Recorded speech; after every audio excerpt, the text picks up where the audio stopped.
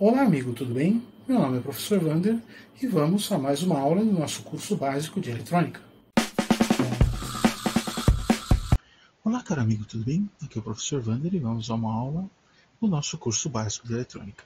Estamos aqui no nosso circuitando, ou seja, vamos ver como funcionam alguns circuitos eletrônicos. Né?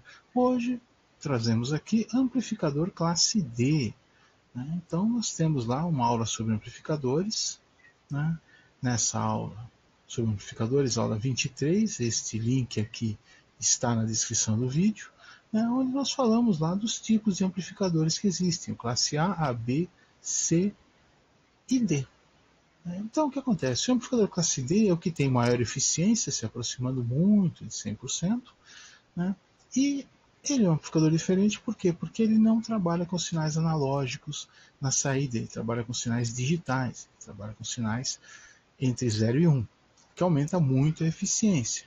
Porém, traz também alguns contratempos e alguns detalhes os quais nós vamos observar. Então, olha lá. A base do amplificador classe D, tá, é a modulação por largura de pulso, né, do inglês Pulse Width Modulation, ou PWM, para ficar mais fácil. Então, o que eu tenho? Eu tenho um oscilador modulado, onde a minha frequência é constante. Ou seja, o meu tempo T1 aqui, ó, do primeiro conjunto de pulsos, é igual ao tempo T2 do segundo conjunto de pulsos. O que muda é o ciclo, é a diferença, né, entre o tempo de patamar e o tempo de vale. Né? Então, variando tempo de patamar e tempo de vale, eu posso ter algumas características, alguns detalhes interessantes. Vamos dar uma olhadinha nisso. Tá? Primeiro, fazendo aí, né, a modulação por largura de pulso, PWM, eu posso variar a minha potência entregue à carga, dependendo daquela relação entre tempo de patamar, o tempo em 1, vamos dizer assim, e o tempo de vale, o tempo em 0. Né? Então, isso faz um certo sentido, porque se o meu tempo em 1 for 100%, for todo o tempo, eu estou aplicando a potência máxima. Se ele for 0, eu não estou aplicando potência nenhuma. E se eu estiver numa relação entre os dois, né, entre o meu tempo máximo, vamos dizer assim, de patamar e o meu tempo máximo de vale, eu posso ter uma variação da quantidade de energia entregue à minha carga, da potência entregue à minha carga. Muito bem. Importante de se citar, a frequência de trabalho do PWM normalmente é muito maior do que a frequência de resposta da carga. Então ela não vai enxergar esse conjunto de pulsos, ela vai enxergar uma média. Ok? Olha lá, uma ideia, né, para a gente ter aí como calcular. Olha lá, eu tenho o tempo de patamar, o tempo em 1 e o tempo de vale. Né? Aqui o tempo em 0. E a minha tensão média pode ser dada pelo quê? VCC, ou a tensão da minha fonte de alimentação, multiplicada pelo tempo de patamar, dividido pelo tempo de patamar mais o tempo de vale. O que eu estou fazendo aqui? Eu estou criando aqui uma porcentagem de ciclo, né? Qual é o valor proporcional, o valor percentual, né, entre o meu tempo em 1 e o meu tempo total. Multiplico isso pela minha tensão de alimentação, consigo o que seria a tensão média aqui. A grosso modo, eu estou fazendo o quê? Eu estou pegando essas áreas em cinza aqui, somando e dividindo de uma maneira que essa área virasse uma área constante aqui, né? Sem esse chaveamento, sem esse liga e desliga. Muito bem. Então, olha lá, se eu variar a minha largura de pulso da maneira adequada, eu posso integrar isso aqui e normalmente as cargas já fazem uma parte disso porque elas não respondem a essa frequência aqui é muito elevada. Né? Então, o que eu tenho? Eu posso ter, dependendo da variação, por exemplo, uma onda senoidal, ou uma onda triangular, né? Ou uma onda complexa qualquer. Né? Trabalhando aqui com a variação da relação entre o patamar e o vale, né? Variando, que é conhecido como ciclo, né? Ou ciclo útil, ou ciclo de potência. Ok? Muito bem.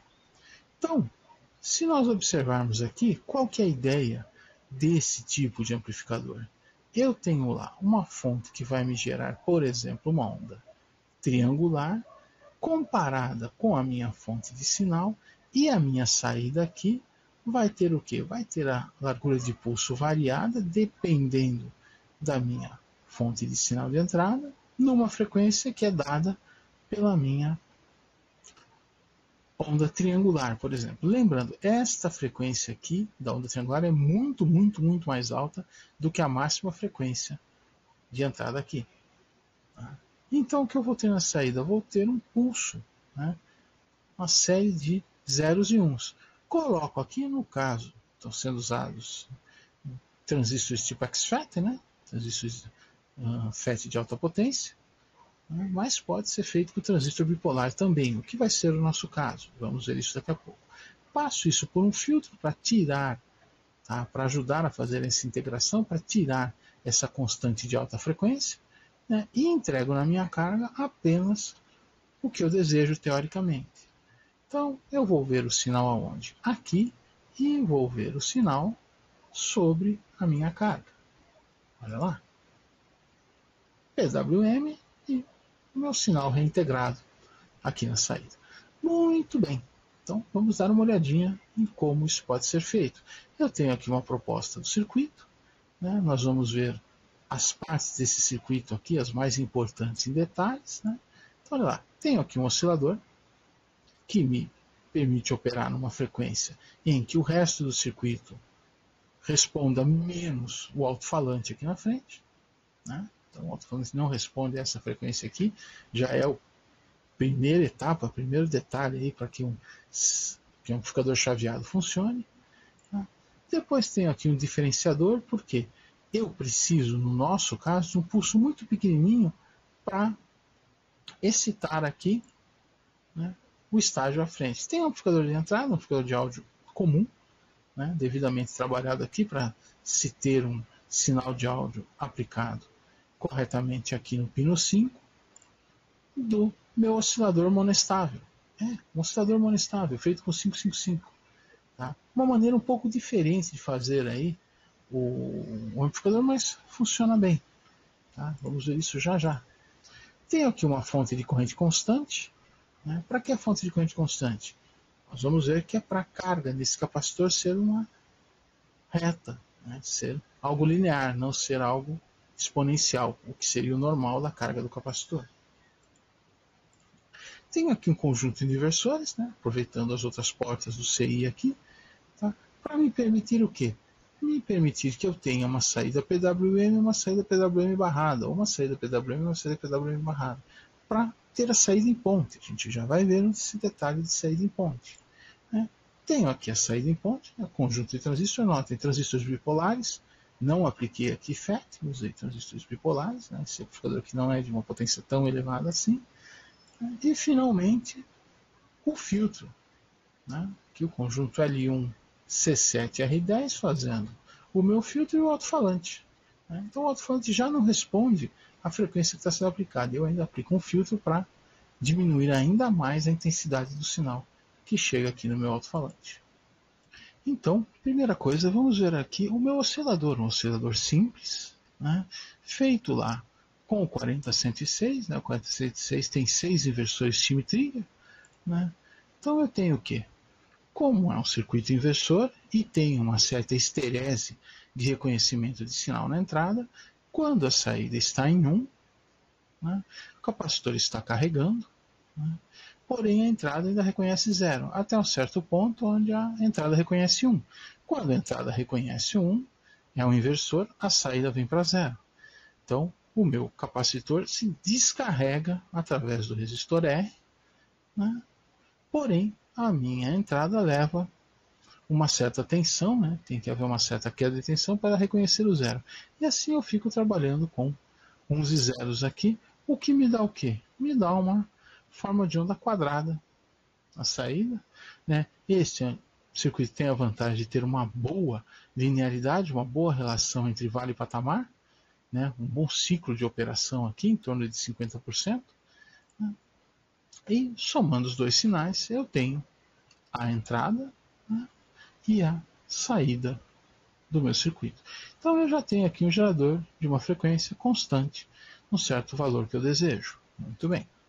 Só que eu não quero trabalhar com um pulso largo, eu preciso trabalhar com um pulso bem pequeno para excitar, para trabalhar com o meu circuito monostável à frente. Então o que eu faço? Eu entro com o circuito diferenciador. Entro com os pulsos aqui, vindos lá do meu oscilador.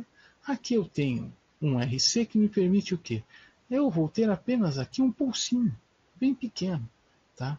Que é quando o capacitor, vamos dizer assim, está sendo carregado, então ele vai elevar esse ponto a 1 durante um período muito curto, né? Tá? E depois a tensão aqui volta a zero. Então, olha lá, o que eu tenho neste ponto aqui são pequenos pulsos, né? O meu inversor faz o que? Transforma esses pequenos pulsos em pulsos bem determinados, ó, com tempo bem curtinho, né? Pulsos bem determinados. E esses pulsos são exatamente o que eu preciso para trabalhar com o meu oscilador monastável que está à frente. Está aqui, né, a distribuição em pinos, né, das portas no nosso 40-106. Antes, porém, né, de entrarmos no monoestável, eu preciso de uma fonte de corrente constante. Né? A gente já viu fontes lá numa aula. Né? Então, eu preciso de uma fonte de corrente constante. Por quê? Porque eu quero que esse capacitor seja carregado com uma reta, não com uma curva. Né? Então, para isso, a melhor maneira é manter a corrente de carga constante. Como é que isso aqui funciona? Olha lá. Tenho a queda de tensão aqui no meu transistor, né? O VBE, queda de tensão entre base e emissor, é um valor fixo. Tenho aqui as quedas nos meus diodos. Tenho aqui o valor do meu trimpote 1, né, o TP1 aqui. Tenho aqui RTP1, resistência do trimpote 1, tá? O que vai me dar uma queda de tensão VTP1. Notem que interessante, entre a base do transistor e este ponto de VCC, eu tenho dois diodos polarizados, mantendo aqui uma tensão constante, e eu tenho um VBE que tem uma tensão constante. Bom, se VBE é constante, VD1 e VD2 somados são constantes, a tensão entre a base e este ponto aqui é constante. Portanto, a queda de tensão VTP1 é constante. Bom, se a queda de tensão em cima do resistor aqui do trimpote é constante, a corrente só pode ser constante. Então, eu vou ter uma corrente de carga constante em cima do meu capacitor. Então, como é que eu calculo essa corrente? Uma maneira simples de calcular é somo as quedas dos diodos, subtraio a queda de VBE do transistor e divido pelo valor de RTP1. Ou, simplificando, né? VTP1, a tensão de queda em cima de TP1, dividido por RTP1, dividido pela resistência do trimpote ou do resistor aqui em questão. Consigo uma corrente constante. Né? Professor, por que é ajustável? Por uma série de questões. Uma delas é o seguinte: normalmente se adota 0,7 como queda de tensão de cada diodo e 0,7 volts como queda de tensão de VBE dos transistores. Porém, dependendo da corrente que circula, esta queda pode não ser exatamente 0,7, pode ser 0,65, 0,68, 0,62 volts. Né? Então, por mais que seja bem calculado, o ideal é ter aqui um elemento variável para que consiga se ajustar à corrente desejada. E isto aqui tem uma outra função que vai ser vista mais à frente. Né? Então, na prática, o que acontece? Quando esse circuito aqui é ligado, se fosse um resistor, eu teria a curva de carga do capacitor lá normal. Né? Esta curva em azul. Como eu trabalho com corrente constante, eu vou ter o conjunto de retas em vermelho. Tá? Ou seja, a minha carga vai seguir uma função linear, uma reta, e não uma curva. Muito bem. Vamos agora trabalhar com o 555 como oscilador monestável. Bom, como é que funciona o 555 como oscilador monestável? Primeira coisa, vamos dar uma olhadinha na polarização. Pino 8, alimentação AVCC. Pino 4, reset AVCC. Pino 3, saída. Né? Pino 1, terra. Pino 5, ligado num capacitor aqui para retirar ruído, que está lá no divisor de tensão, né? Aqui na parte de 2/3, para redução de ruído. Vai ter mais coisas aqui no circuito final, mas por enquanto vamos colocar só o capacitor aqui. Né? Pino 2, que é a minha detecção de tensão de 1/3, né? Que é o comparador de 1/3, está com o resistor R2 AVCC. Muito bem. Pino 6, que é o meu detetor de 2/3, está ligado ao pino 7, que é o pino de descarga, que está ligado a uma constante RC. Então, como é que isso aqui vai funcionar? Olha lá. Fechei a chave aqui no pino 2. O potencial do pino 2 foi a terra. A minha saída foi a 1. E ela vai à terra quando? Ela vai à terra quando a tensão em cima de C1 chegar a 2/3 da alimentação. Desliguei, abri o meu transistor aqui de descarga e o capacitor começa a carregar. Enquanto isso, a saída está em 1. Então, olha lá. Na entrada tem o que? Tem um pulso à terra, um pulso a 0 volts. Aqui eu tenho o que? Após a liberação do pulso, uma carga do capacitor. O meu capacitor vai tendo a sua tensão elevada, até quando? Até 2/3 da alimentação. Quando eu chego em 2/3 da alimentação, o meu capacitor é descarregado e a minha saída, que estava em 1, vai para 0. Muito bem. Se eu variar a minha tensão de referência aqui, eu vario todo este conjunto de divisor de tensão. Se eu variar esse conjunto de divisor de tensão, o que acontece? Eu vario o tempo de carga. Por quê? Porque a minha carga, embora esteja aqui com tensão constante, ela também vai variar em tensão. Então eu posso chegar nessa tensão mais lentamente ou mais rapidamente, o que me varia o pulso de saída. Bom, muito bem, se eu tenho uma variação de tensão, eu tenho uma variação na largura de pulso de saída. Opa! Isso aqui já começa a lembrar o PWM. Tá? Eu estou modulando uma tensão na entrada, estou variando uma largura de pulso de saída. Preciso apenas acertar o quê? Para que este ciclo aqui me atenda às necessidades. Uma maneira de ajudar a que isso aconteça é aplicar a minha fonte de corrente constante na carga do capacitor. Aí eu não vou ter aquela variação exponencial na carga do capacitor. A carga do capacitor vai ser uma reta. Então, dependendo da tensão desejada aqui, eu vou ter a minha comparação aqui no pino 6 com uma tensão variável. Como a minha carga é constante, o meu corrente de carga é constante, eu vou ter um tempo variável, de ciclo de saída bem trabalhado. Muito bem.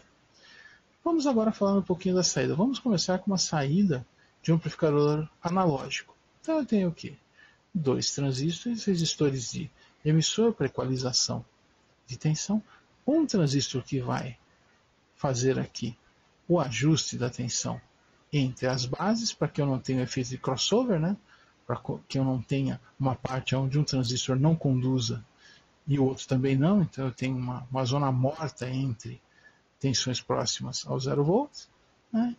Aplico uma tensão de entrada. No semiciclo positivo, este transistor conduz aplicando a tensão da fonte aqui sobre o conjunto do capacitor, que faz desacoplamento de corrente contínua, e do alto-falante, que é a minha carga, a minha saída, e na parte negativa do semiciclo, esse transistor me descarrega esse capacitor, me inverte o ciclo de circulação de corrente aqui. Então a corrente fica circulando, ora carregando o capacitor através do alto-falante, ora descarregando o capacitor através do alto-falante. Bom, então, o que eu tenho na saída? Neste ponto aqui, eu tenho uma modulação de tensão em torno de mais ou menos metade da tensão de alimentação. Passando pelo capacitor, como o capacitor bloqueia a corrente contínua, eu tenho a minha tensão de saída em cima do meu alto-falante, excursionando entre um valor negativo e um valor positivo. Muito bem. Essa é a saída comum de um amplificador classe AB. Por que nós estamos vendo isso? Porque daqui nós podemos ter a introdução da saída em ponte. Tá? Como é que funciona a saída em ponte? A saída em ponte é irmã, né, da saída que nós vimos, porém, o lado A aqui trabalha, por exemplo, com a tensão começando pelo semiciclo negativo ou semiciclo positivo invertido. E o lado B trabalha com o semiciclo positivo normal. Passando da metade em diante, o lado B vai para o semiciclo negativo e o lado A tem o espelho, vai para o semiciclo positivo. Ou seja, eu tenho uma defasagem de 180 graus entre o sinal colocado aqui e o sinal colocado aqui. O que eu tenho entre A e B? As minhas saídas aqui. Eu tenho em A esta forma de onda e em B o espelho dela. Tá? Muito bem. O que o alto-falante me enxerga? Me enxerga, por exemplo, A indo de meia tensão, metade da tensão da alimentação, para zero, enquanto o B está indo dessa metade da minha alimentação para VCC. Tá? Então eu não tenho esta onda simples em cima do alto-falante. Eu tenho esta onda duplicada. Olha lá. Isto aqui é a minha saída A, isto aqui é a minha saída B. O que o meu alto-falante enxerga? A diferença entre as duas. Tá? Então eu faço o quê? Eu faço uma diferença ou uma soma, aí, dependendo do caso, né? Ponto a ponto entre essas duas ondas, que são idênticas com defasagem de 180 graus. Então o que eu tenho? A minha tensão em cima do alto-falante é VA menos VB, o que dá 2 vezes a tensão inicial. Tá? Se eu tenho 2 vezes a tensão inicial em cima da minha carga, eu tenho 2 vezes a corrente. Né? 2 vezes a tensão vezes 2 vezes a corrente, eu tenho o quádruplo da potência. Então, quando eu tenho limitação de tensão, tá? Por exemplo, amplificadores de áudio automotivos, os mais antigos, onde eu tinha lá no máximo 12 volts. Como é que eu fazia para aumentar a potência? Eu colocava a saída em ponte. Né? Então eu podia quadruplicar a potência de saída, né? Fazendo os devidos ajustes aí. Então, isso me permite uma potência maior com a mesma tensão de alimentação, sem ter que ficar alterando isso aí. Muito bem. Qual que foi a ideia aqui? Fazer a saída em ponte, só que com circuito PWM. Ah, mas eu preciso da forma de onda invertida, não tem problema, eu tenho inversores de sobra lá no meu CI. Então eu entro com o meu sinal PWM, meu sinal modulado em largura de pulso. Né? Um é o próprio sinal PWM e o outro é o sinal PWM invertido. Né? Então eu vou ter, quando este lado estiver indo a zero, este lado está indo a VCC e vice-versa. A minha carga aqui vai enxergar o dobro da tensão. Né? Muito bem. Existem alguns detalhes nesse tipo de saída, né, que tem que ser levados em consideração.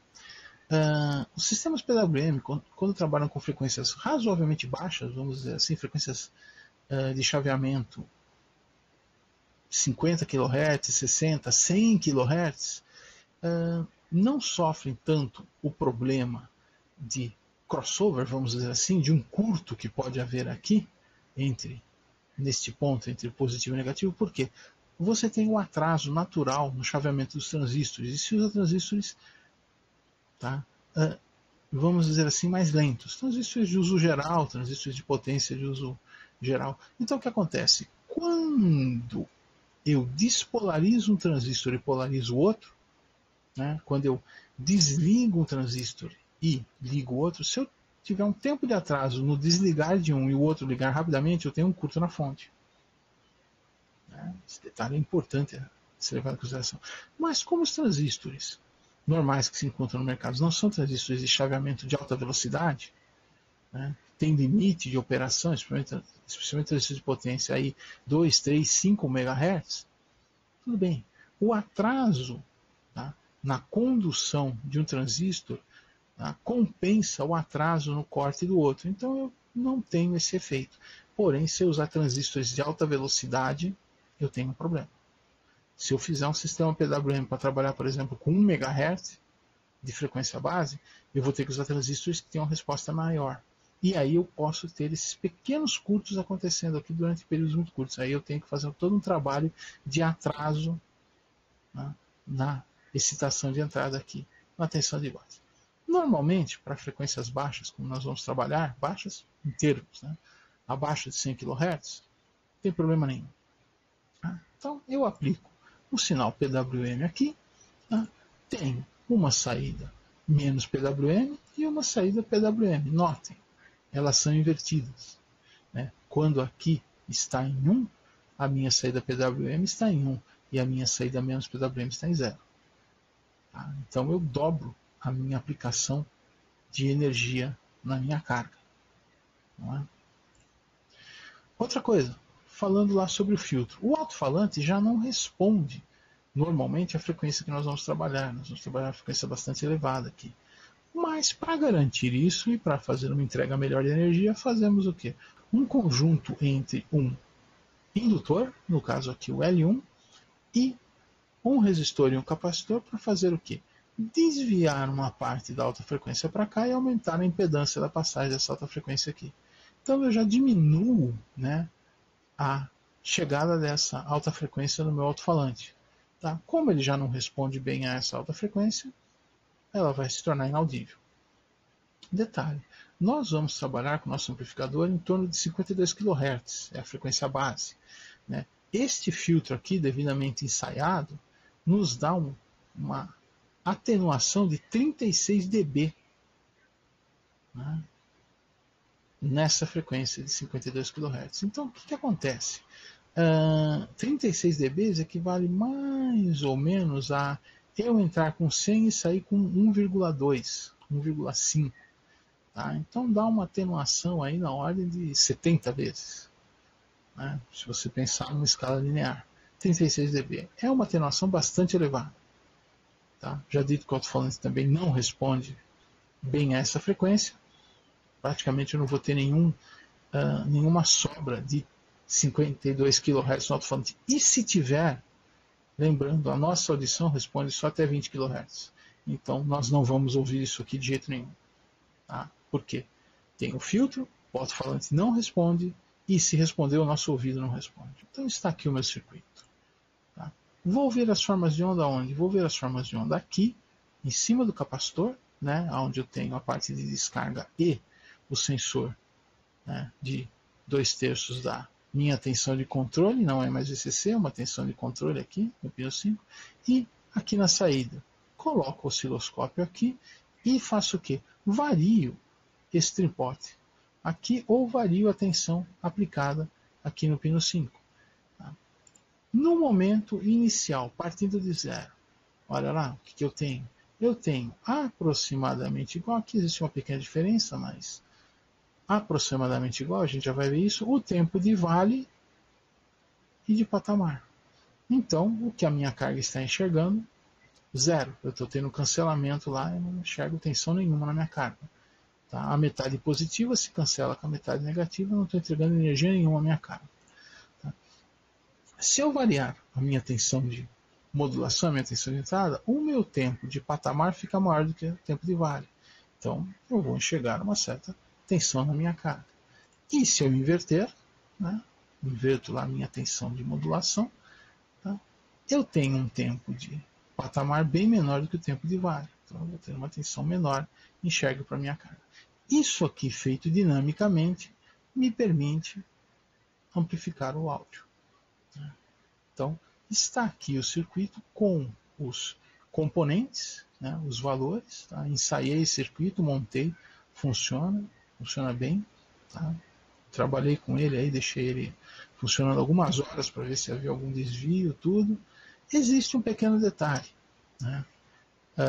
Como é um circuito com partes analógicas, existem pequenas variações que têm que ser compensadas. Como é que eu faço para ajustar esse circuito para que ele funcione perfeitamente? Bom, primeiro, tenho que saber. O oscilador está funcionando, vai oscilar mais ou menos em 52 kHz, pode variar um pouquinho, não tem problema. Tá? O integrador também vai me diminuir, deixar o pulso bem pequenininho aqui na entrada 2. Mas, olha lá, como é que eu faço o ajuste desse circuito? eu tenho que ajustar esse trimpote aqui de 4K7, tá? Para que, sem sinal na entrada, né, o curto-circuito é a minha entrada aqui, não tenho sinal nenhum na entrada, a tensão sobre o alto-falante seja 0 volts. Ou seja, se for 0 volt a tensão em cima do alto-falante sem sinal na entrada, isso indica o quê? Que o tempo de vale e o tempo de patamar estão exatamente 50%, não estou entregando energia nenhuma à minha carga. Né? Se isso variar, né, com o sinal de entrada, eu vou ter uma aplicação de áudio aqui. Quanto mais sinal na entrada, maior a relação de vale e patamar, mais energia eu vario, mais energia eu entrego no meu alto-falante. Tá? Estão aqui os componentes, os valores dos componentes, tudo isso aqui está na descrição do vídeo. Tá? Agora, senhores, lembrando, estamos aqui na fase do circuitando, né? Vimos na primeira aula, um semáforo simples, agora vimos como funciona o amplificador de classe D, né, amplificador chaveado. Na próxima aula, no próximo circuitando, vamos ver pêndulo com LEDs, né, como fazer um conjunto de LEDs oscilar como se fosse um pêndulo. Vamos dar uma olhada nisso aí. Agora, vamos dar uma olhadinha lá no Microlab, como funciona o nosso amplificador classe D. Vamos dar uma olhadinha nele lá. Senhores, já me despeço aqui, vamos para o Microlab. Até a próxima. Tchau, tchau. Senhores, estamos aqui no Microlab e vamos dar uma olhada no nosso amplificador chaveado. Está aqui o ponto de alimentação positivo, ponto de alimentação negativo, capacitor de filtragem, sinal de entrada entra para esse cabo blindado, capacitor, potenciômetro de entrada, aqui o circuito de amplificação, né, inicial aí do áudio, tá? Transistor binârio polarizado. Tem aqui o 4066 com os componentes aí do oscilador e do circuito diferenciador. Né? Esse sinal é mandado aqui para o 6555. Né? Tem aqui o trimpote, né? Os diodos, o transistor e o capacitor, que fazem aí a fonte de corrente e a carga, circuito de desacoplamento. Né? Então tem a saída do 555 que vai para onde? Né? Vai para o 40-106, né? Por aqui e por aqui. Tenho aqui os transistores de saída, né? Tenho o meu indutor, o meu resistor e capacitor do filtro de saída e a minha saída montada neste ponto aqui. Senhores, vimos aqui o nosso circuito chaveado, né? O nosso amplificador classe D, montado aí como exemplo. Ok? Muito obrigado, até a próxima aula.